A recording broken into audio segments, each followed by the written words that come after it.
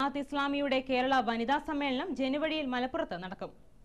സമ്മേളനത്തോടനുബന്ധിച്ച് ശനിയാഴ്ച ഈരാറ്റുപേട്ടയിൽ നടക്കുന്ന ജില്ലാതല പ്രചരണ ഉദ്ഘാടനം ഈരാറ്റുപേട്ട ഗ്രാമപഞ്ചായത്ത് പ്രസിഡന്റ് സുഹറ അബ്ദുൽ ഖാദർ ഉദ്ഘാടനം ചെയ്യും.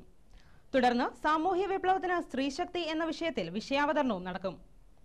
അബലകളായി സമൂഹത്തിന്റെ മുഖ്യധാരയിൽ നിന്നും അകറ്റപ്പെട്ട സ്ത്രീ സമൂഹത്തിന്റെ അസ്തിത്വവും വ്യക്തിത്വവും വീണ്ടെടുക്കുകയെന്ന ലക്ഷ്യവുമായാണ് സമ്മേളനം സംഘടിപ്പിച്ചിരിക്കുന്നത്.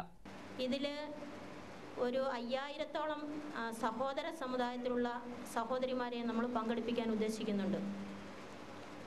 ഇതിൻ്റെ പ്രചരണ പരിപാടികളെന്ന് പറഞ്ഞാൽ 100-ലധികം വരുന്ന ഗൃഹാങ്കണ യോഗങ്ങളും 25ഓളം വരുന്ന അയൽക്കൂട്ടങ്ങളും പിന്നെ നിരന്തരമായ സ്ക്വാഡ് വർക്കുകളും ലഘുലേഖ വിതരണം, അതുപോലെ തന്നെ ചുവരെഴുത്ത്.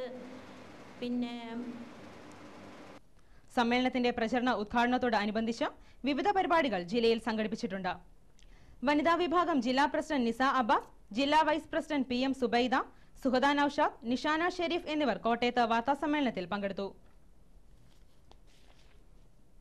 Kerala panchayat employees association